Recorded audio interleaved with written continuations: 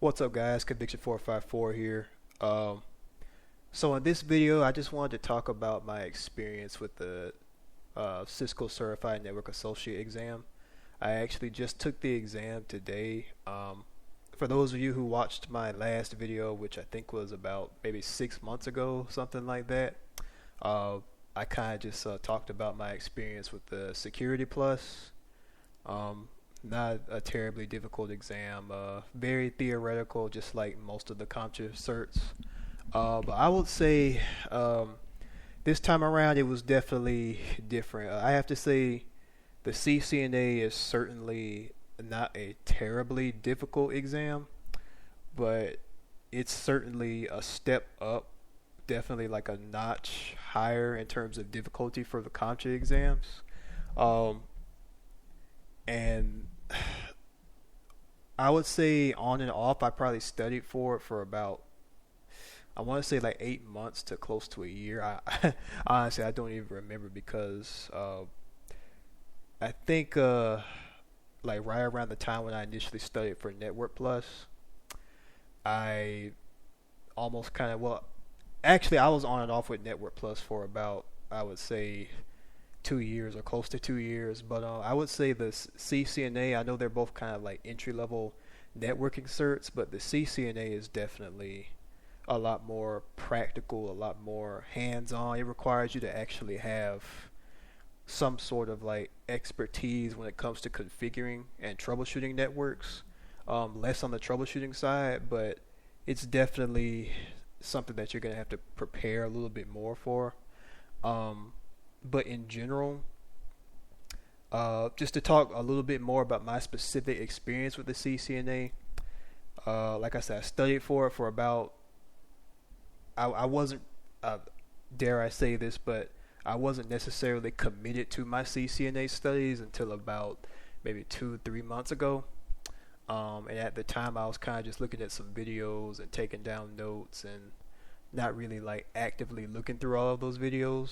Um, but kind of just like digesting information in like small tidbits here and there. By the way, I hope the background isn't too distracting or anything like that. I'm just playing around with some software on my computer again.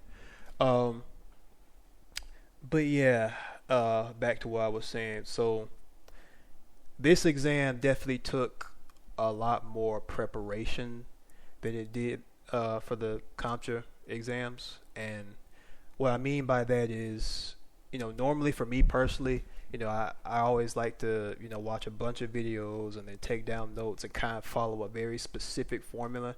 Maybe grab a textbook sometimes, even though I don't, honestly, for me personally, I don't really use textbooks very much. I kind of prefer to just, like, just stick with a video course, summarize the content from that video course in my own words so I can make sure that I understand.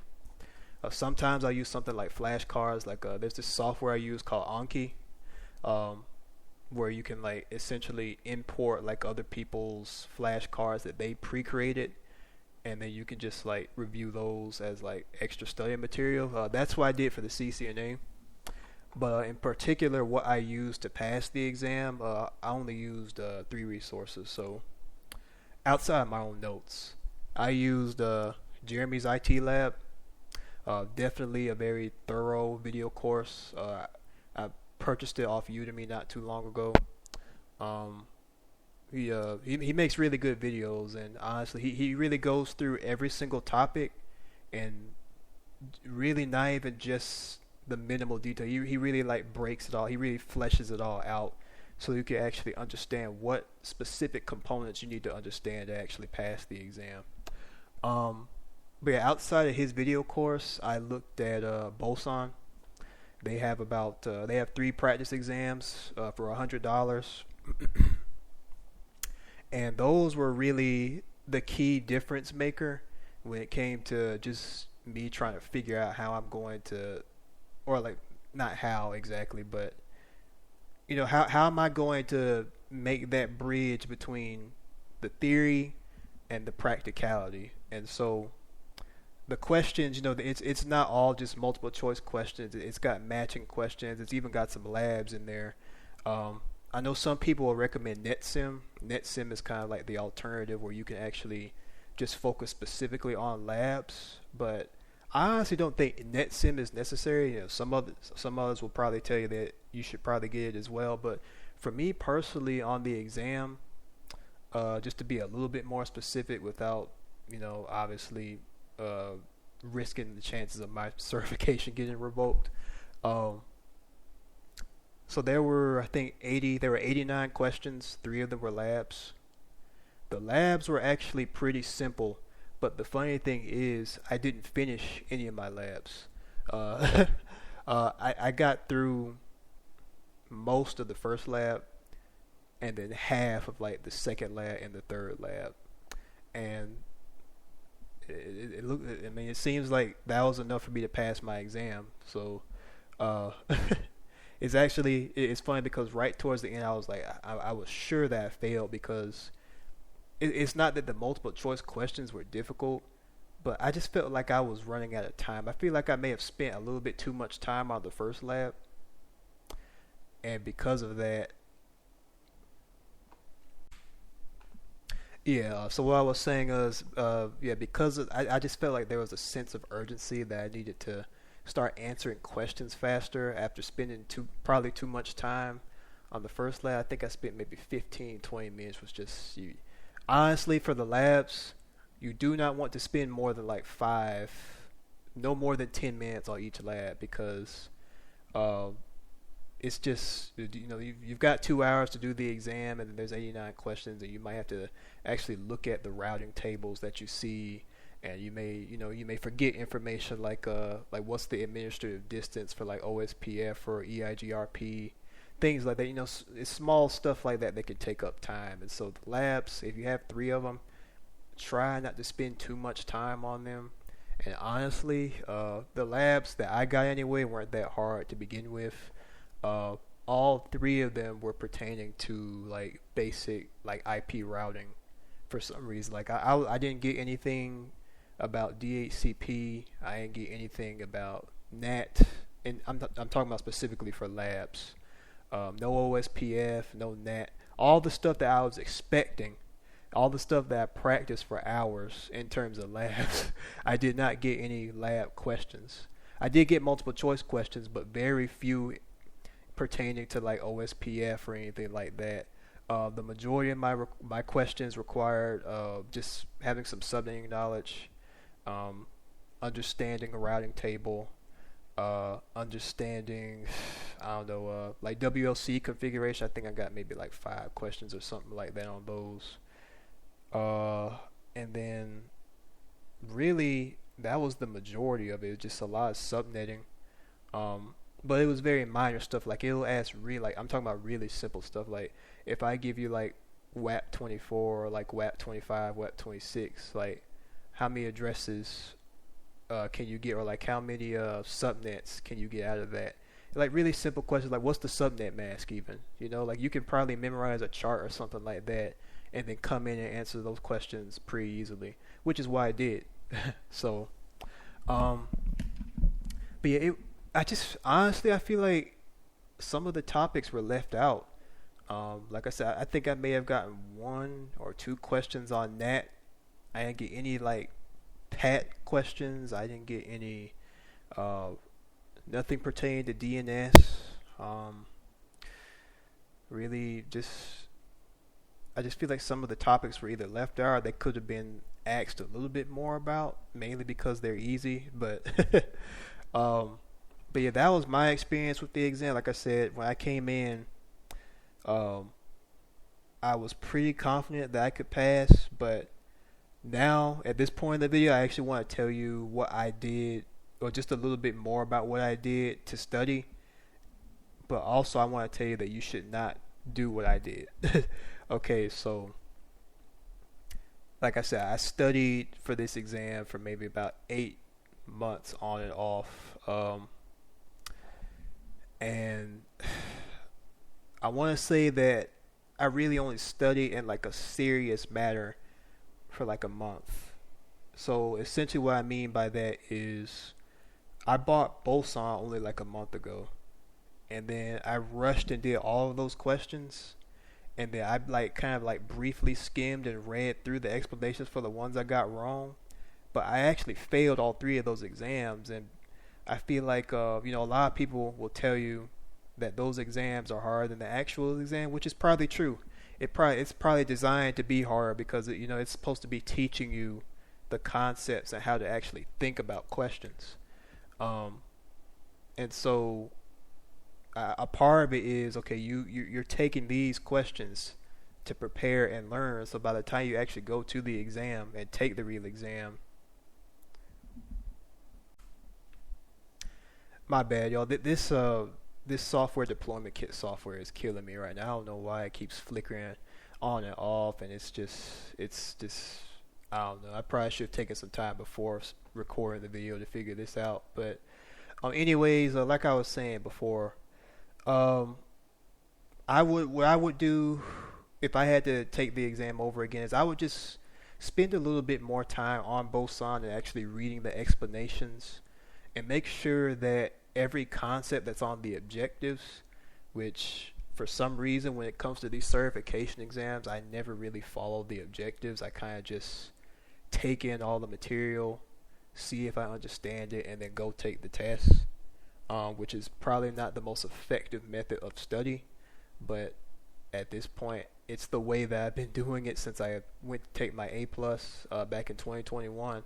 So if I guess if it ain't broke, don't fix it. But um, but yeah, just in general though, I won't consider it like a super difficult exam or anything like that. I feel like with a solid, I'd say 2 to 4 months of like hardcore studying, pretty much anybody can pass this exam. Like even if you don't, well, I have an IT background, so maybe it's a little easier. But if you're just starting fresh, then I still think that you can really start off like maybe have some A plus knowledge first, have some basic computer knowledge, and then don't even worry about the Network Plus. If I could go back and do this all over, I personally would not take the Network Plus exam because the CCNA is just so much more thorough. Everything that I learned, or I thought I learned, in Network Plus, CCNA like actually taught me how to work with it, especially when it comes to like dynamic routing protocols and IPv6. Speaking of IPv6, I know that's a pretty major topic. I practiced it for a good bit on the exam. I think I maybe got like 2 or 3 IPv6 questions, so nothing major. Um, but yeah, I'm trying to think of some other topics because I just feel like there were some that were missing. Like even quality of service, I don't even think that was on the test, which surprised me because you know it seems like every topic that I had the most issues with in terms of trying to learn it, it just wasn't on the exam, and that that upsets me just a little bit, but not that much. At the end of the day, I did pass. My score wasn't the greatest, but I did pass, shockingly. And yeah, so for the most part, that is my overall experience with the exam. Just to briefly mention the resources that I used again. Jeremy's IT lab. He also has like a collection of flashcards that he uploaded to his his Udemy course. And then Boson practice questions. I'll leave a link for him in the description so you guys know where to find him. And then just taking your own notes, making sure that you understand each topic, and being able to explain it in your own words and not just regurgitating text. Like that's what I tried to do for A plus, and that's ironically, well, both ironically and unironically, that's actually the one IT certification that I've taken and then didn't pass the first time because my study habits weren't there. So that's probably why I wasn't the best student in school either. But anyways, yeah, I think that's pretty much gonna be it for this video. I hope I know it wasn't the most informative, but I do hope that it helps somebody out there. And also, don't be nervous about this exam. In general, it is a little bit more difficult than any CompTIA exam that I've taken so far, but it's 100% doable, and it's not like it's the most difficult test you'll ever take. So Next for me, oh, that's another thing I meant to bring up. So while I've been studying for CCNA, I've also been studying for a bunch of other different things, including my CYSA, eventually my Pen Test Plus. I'm on Try Hack Me trying to take the SOC Analyst pathway. I was also looking at a Python course, a bunch of random stuff. Don't do that. Please don't do that. If you can focus as much of your time on the CCNA as possible, do that. The thing is, I'm not even in school. The reason why I'm doing all this right now is because I'm trying to make a career change. I'm trying to, I've been doing desktop support for a while now, and currently I work at a data center. But I'm really looking to take that next step and really figure out what I want to do with my career, which is probably going to be cybersecurity. I'm starting to really narrow down everything because at this point, actually, before I got my CCNA, I also got my AZ900. I didn't feel like making a video about it, though. It was a pretty simple certification. Probably the easiest one you'll ever take if you decide to take it.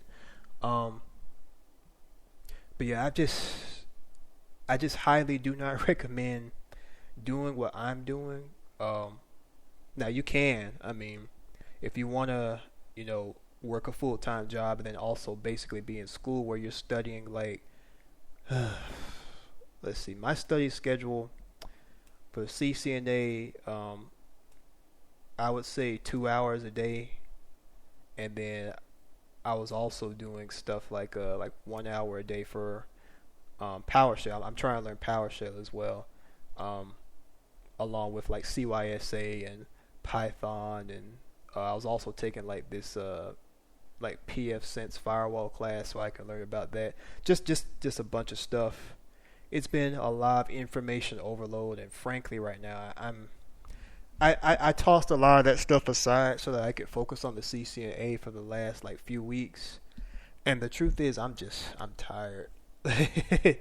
I'm really tired, but I'm not gonna stop until I get where I want to be. That's kind of the mindset I have now. If you really want something, you have to be willing to push yourself just a little bit further than what you think your limits are, and then you have to just. It's not gonna come to you, man. It's gonna be hard work.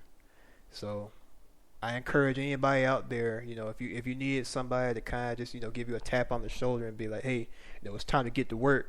Then I hope this video, or I hope I can be that person to really encourage you to, pursue your dreams or whatever goals you may have, because like I said, it's not going to come to you, and the job market is also terrible right now. And so if you're not willing to compete, man, you're going to be left behind. I hate to say it, but you can have the trifecta, A+, Network Plus, Security Plus. It's just not enough. It's really not. You've got to have. You got to have the experience. You've got to have a good tech portfolio, and you have to have a good network. It seems so. But anyways, I've probably been rambling on for too much. I appreciate anyone who takes the time to actually watch this video, and maybe, just maybe, I'll make another video about whatever my next certification is, CYSA, maybe Pen Test Plus or something. But at this point, I don't really have much of a plan in terms of like video content. But I guess until next time. But yeah, anyways, thanks again for watching, and good luck on the exam. All right, peace.